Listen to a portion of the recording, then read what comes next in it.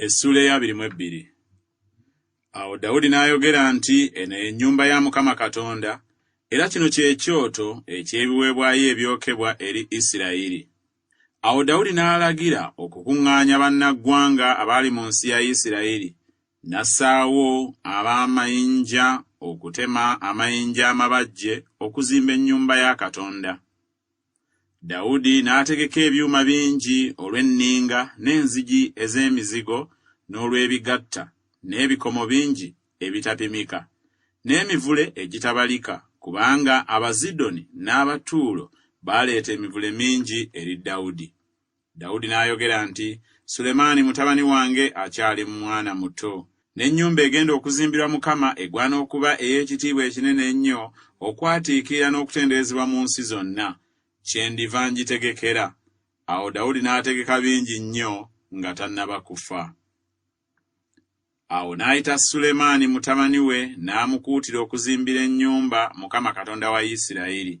Dawudi n'agamba Sulemaani mutabani we nti, nze kyali mu mutima gwange okuzimbira erinnya lya Mukama Katonda wange ennyumba, naye ekigambo kya Mukama ne kinjijira nti, wayiwa omusaayi mungi n'olwana entalo enkulu, tozimbira linnya lyange ennyumba, kubanga wayiwa omusaayi mungi ku nsi mu maaso gange.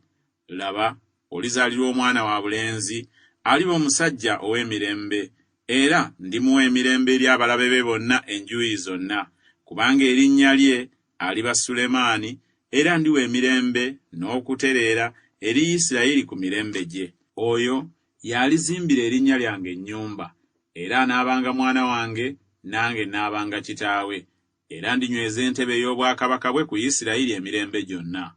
Kale mwana wange, Mukama abe naawe, olabe omukisa, ozimbe ennyumba ya Mukama Katonda wo nga bwe yakwogerako. Kyokka Mukama akuwa amagezi n'okutegeera, akukuutire ebya Isirayiri, olyoke okwata amateeka ga Mukama Katonda wo. Bw'otyo bw'onoolabanga omukisa, bw'oneekuumanga okukola amateeka n'emisango Mukama bye yakuutira Musa ebya Isirayiri. Bba n'amaanyi, ogume omwoyo, totya so totekemuka.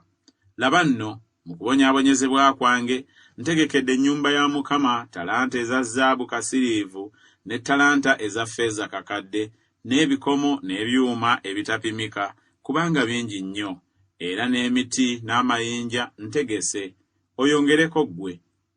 Era nate waliwo naawe abakozi b'emirimu bangi nnyo, abatema n'abakola emirimu egy'amayinja n'emiti, n'abantu bonna abalina amagezi ag'omulimu gwonna.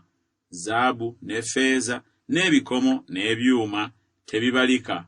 Golokoka okole, era Mukama abeere naawe.